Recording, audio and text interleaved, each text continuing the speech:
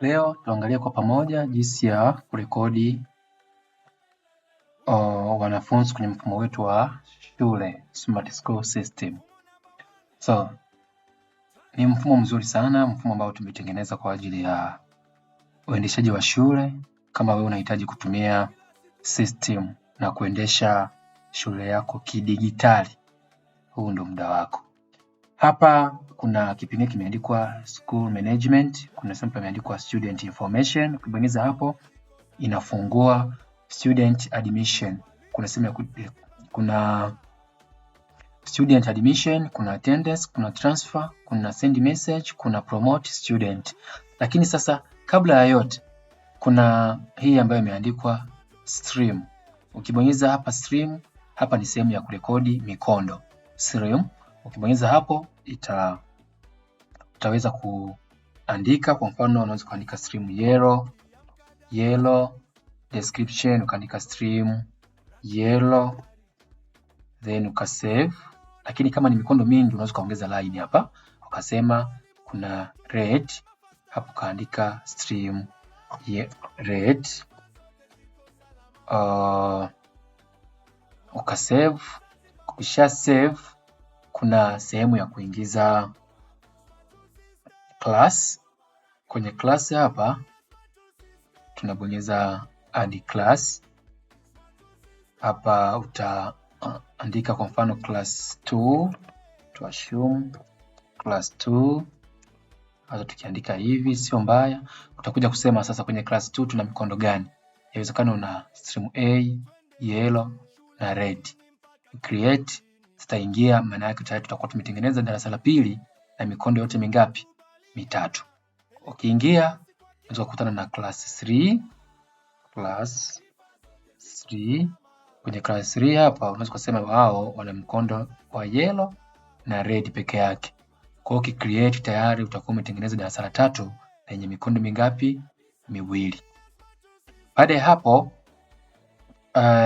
tutakuwa tunasema kutengeneza bus stop. Kwenye bus stop maana yake tunaingiza vituo. Kila kituo na gharama yake. Mfano, kuna watu nakuta kituo ni Kikuyu, kodi ni unaandika yoyote. Kwa mfano unaandika K2, alafu fare yake ni ngapi? Unaweza kusema ni 1,500,000 mfano, 1,500,000. Kwa hiyo utasema kama kuna longitude na latitude utasema wewe mwenyewe. Kwa hiyo hapo unaweza create, tutakuwa tumetengeneza hapa kituo cha Kikuyu. Unaweza kutengeneza tena kituo kingine ukasema kwa mfano kituo nacho mfano kituo cha Kuhungu, kodi unaweza kuandika K3, alafu hapa chini ukaweka bei tuashumu ni 200,000. Si ndio? Urefu wake unaweza kuweka hapa ni kilomita kwa mfano 6 au 5. Una create, kwa hiyo itakuwa hapo umetengeneza vituo tofauti. Lakini pia hapa kuna sehemu ya kurekodi route. Hapo kwenye route sasa tunasema je, kwenye route name tunaweza kusema route ya Dodoma mjini hadi tuweze kusema kwa mfano Kikuyu. Utasema kodi yake, unaweza kusema K2, hata ile sio mbaya. Hapa itakuonyesha associated bus stop. Utasema itapita wapi, kwenye vituo gani. Unaweza kusema inapita kituo fulani, itapita kituo fulani, itapita kituo fulani, ni wewe. Kwa hiyo una create route. Kwa hiyo hapo unakuwa umetengeneza route ya kwanza na itakwambia bus stop ziko ngapi? 1. Kwa hiyo ndio hivyo tunapotengeneza bus stop. Lakini pia kwa wale ambao wana bus, unaweza kusema sasa kwenye hiyo bus stop ni basi gani ambayo itaenda. Hapo tunatengeneza kwanza basi, unaweza kutengeneza basi namba hiyo hapo. Alafu ukasema drive, kwa mfano tuashumu John Doe. Capacity hiyo basi tuashumu inabeba watu 45. Driver number, unaweza kuingiza namba ya dereva. Model unaweza kusema ni Toyota, hizi sio required. Registration number unaweza kusema ni tinga pingapi, kisha ka create. Ukishatengeneza hili basi tutakuja kusema hili basi ndio linaenda, tuna assign kwenye route. Kwa hapo ukiingia hapo unasema hiyo basi inaenda route gani, unabonyeza hapo alafu unafanya nini, una create. Kwa hiyo tayari tumeshajua basi na route zake inazokwenda. Kwa hiyo sasa hata kama hiyo basi inaenda route zaidi ya moja, hapo unaweza kuzitengeneza zote, system ikafanya nini, ikatambua. So tayari tumeshatengeneza stream, tumeshatengeneza darasa, tumeshatengeneza route, tumeshatengeneza basi, tumeshatengeneza basi stop. Kwa hiyo kinachofuata ni kuingiza mwanafunzi. Kwenye kuingiza mwanafunzi tuna njia mbili. Njia ya kwanza kuna kuimport for Excel, lakini pia kuna kuadd new student.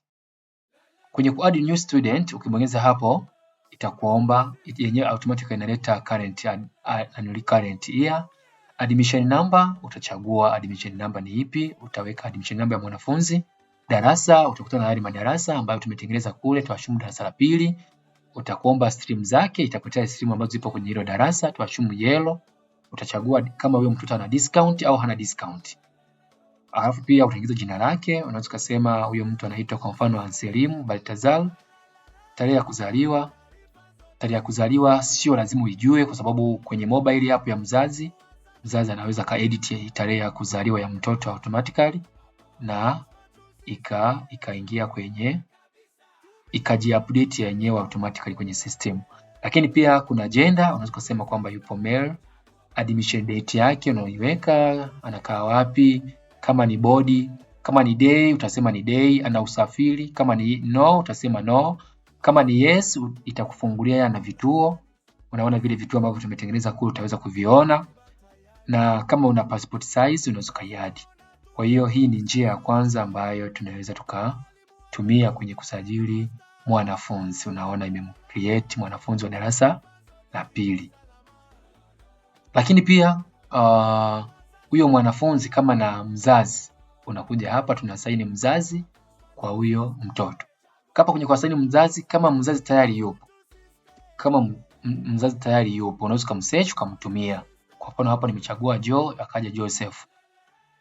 Ukamwasaini kwa huyo mtoto. In case kwamba watoto wawili wanashare mzazi mmoja. Lakini pale ambapo mzazi ni mmoja tu, unaweza kumwadi hapa, ukaingiza jina lake, ukaingiza jina la mzazi, ukaingiza na relationship, ukasajili alafu ukamwasaini.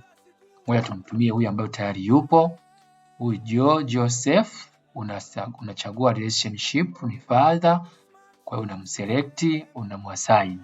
Ukimwasaini tayari anakuja kama mzazi.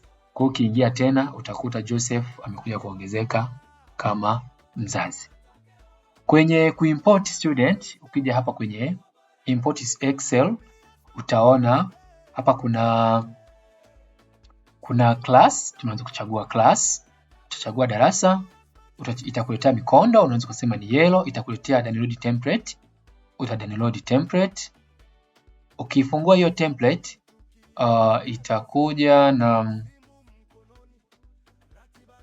itakuja hivi, inakuletea kwanza instructions ambako una enable Excel. Kisha enable Excel itakwambia yenyewe automatically kwamba inatakiwa row ya kwanza na ya pili ifute, alafu itakwambia pia date inatakiwa iweje, namba ya simu inatakiwa iweje, transport inatakiwa iweje. Kwa hiyo ukishamaliza hii unaweza kaifuta. Hii hapa unaweza kaifuta ukasema mimi mwanafunzi wangu yuko hivi,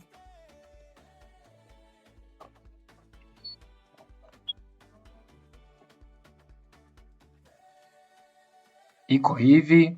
Alafu ukishamaliza utasema ni nani, utakuja hapo utachagua kama ni body, utachagua yenyewe inakuletea. Kama ni as transport utasema if yes. Ukiingia ndani utakutana na vile vituo, utasema anachukua kituo gani, mzazi wake ni nani, namba ya simu ni lazima iwe namba. Unakuja hapa kwenye format, utachagua namba, utasema hii namba haina decimal, utacreate. Alafu utaingiza kama na discount, utasema ni percentage au ni fixed, utaweka. Kisha utasave. Ukisha save utakuja kwenye system, utachagua hilo file. kwenye downloads, kisha utapandisha. Ukishapandisha tayari, ikishamaliza kusave tayari wanafunzi watakuwa wameingia kwenye hilo darasa. Yeah.